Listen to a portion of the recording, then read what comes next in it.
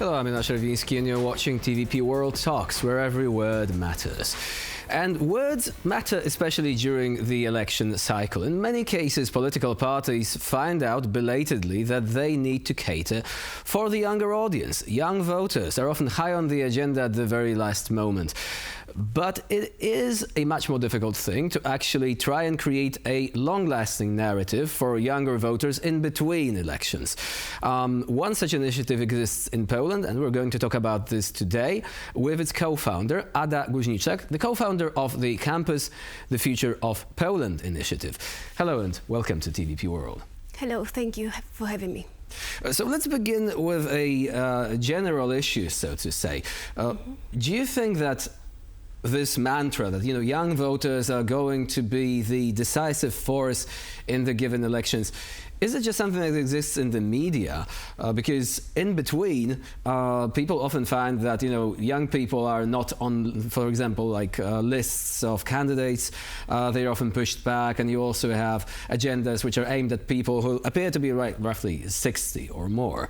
So do you think it is possible to make a change in this regard? Absolutely. That's why we've started our initiative with the campus. So we definitely see that young voters, young people, they are on the European agendas, they are engaged in some activities, but later on when there are lists and the lists have to be prepared for the election, there are no young people. They are afraid of running for the positions, but also they do not have connections, they are not in the network with politicians, so that's why Campus was founded, also to build a special, very safe space for young people to get in touch with real politicians, to understand how the life of politicians looks like. So yeah, definitely it's not only in between the elections, but it should run for the whole time. So our point of view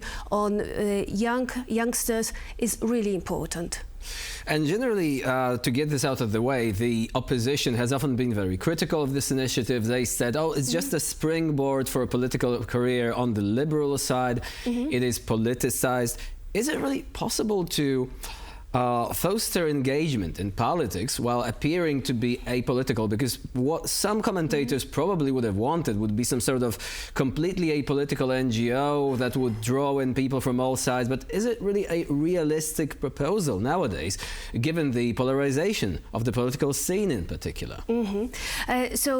Definitely Campus is a socio-political festival, but we are not connected to any party, and this is very important. So our event is prepared by the foundation, which is called Campus Polska Foundation, and we invited all the political actors from the entire arena, just skipping a little bit from the very far right organizations, but apart from that, we had law and justice, politics, 2 editions before.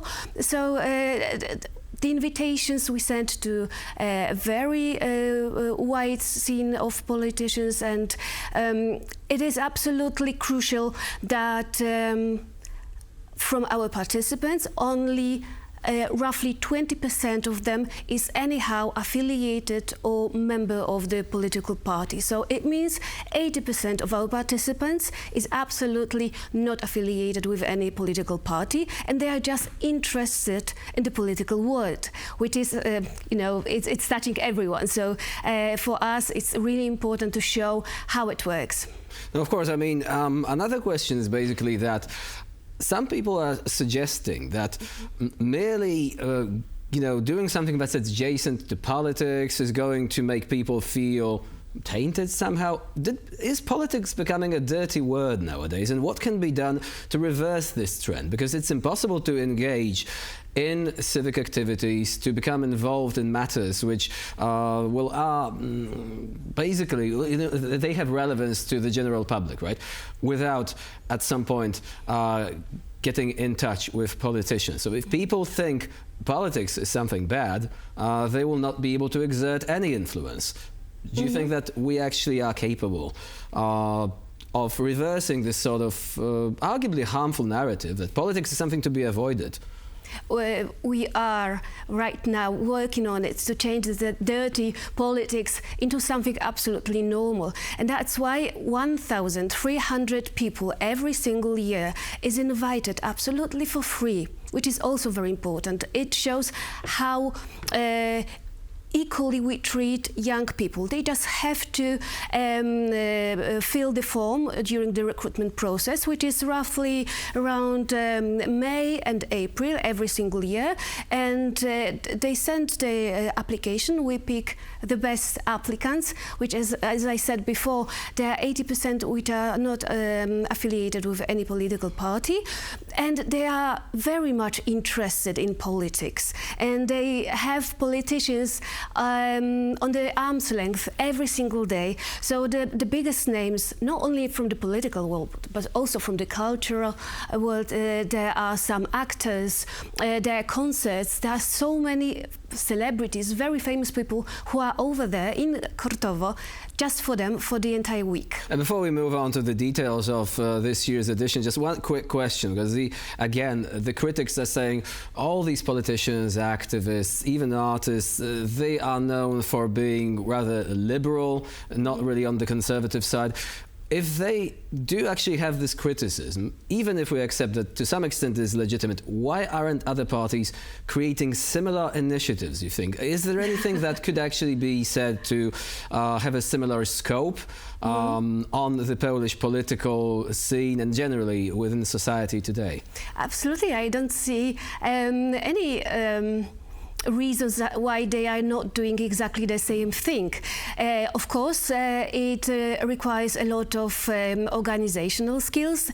It requires a group of people who want to work on the volunteering background. So feel free, if you are interested, just do exactly the same what we are doing.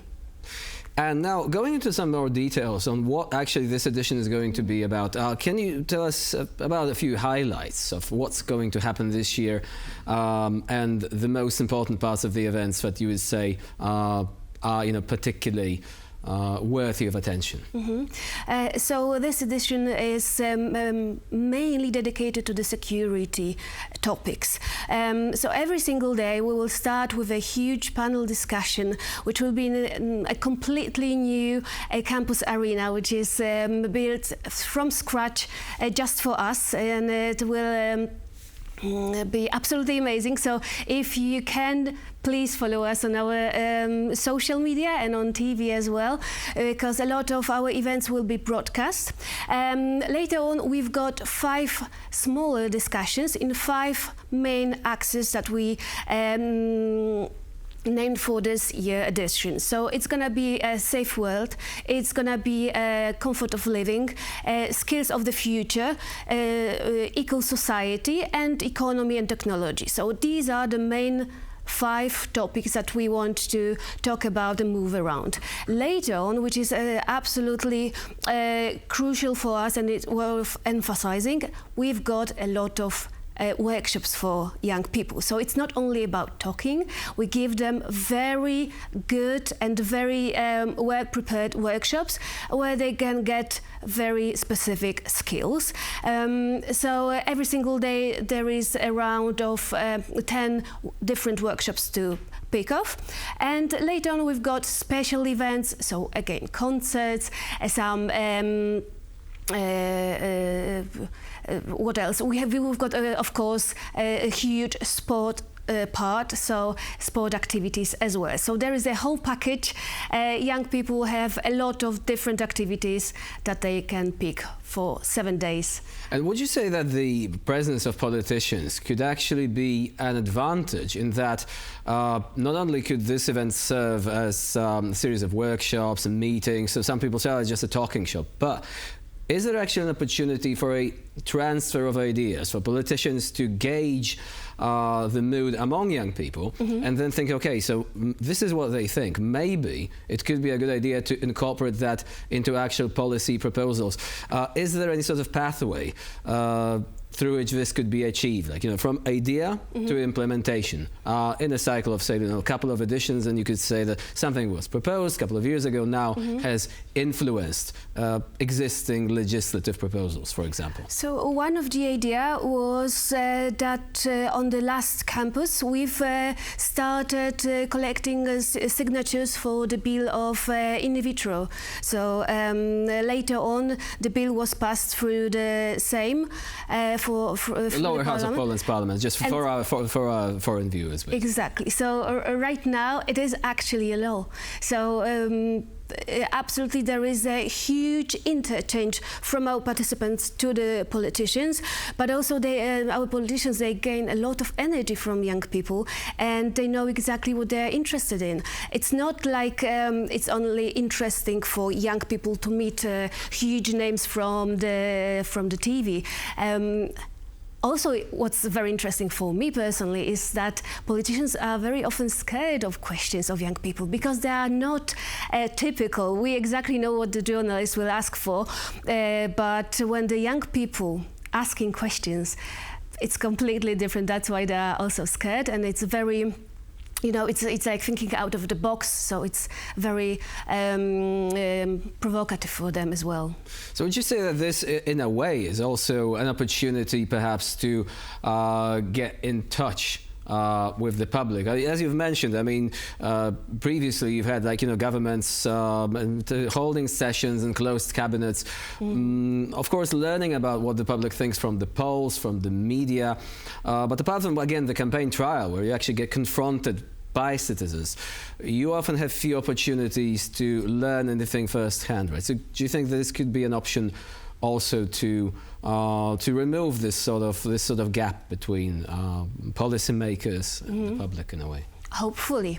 That's why we've got the campus. So we wanted this space, this platform, to be the first step also for young people to get into the positions that they want to achieve. So we've got a very nice panel discussion which is named Yes You Can, and it's only with the participants who are somehow connected with the campus. They were our prelegents, the speakers, they were also volunteers, and right now they are on the position in the local or regional governments, sometimes in our parliament as well. So it is definitely a platform for them to get into the politics, but it's not like they're anyhow affiliated with any specific political party. So, of course, this is an initiative intended to make sure that the voice of young people is not just an afterthought that's tacked on at the very last moment during elections, as it often is in many countries, but that it becomes an organic part of the way that policies are drafted, created, and ultimately make their way into real life. Ada Guźniczak was our guest today here on TVP World. Thank you very much for joining us and for sharing the information about this upcoming event. My pleasure. Thank you. And I'm Jan You're watching TVP World. Please stay with us for more latest news and updates.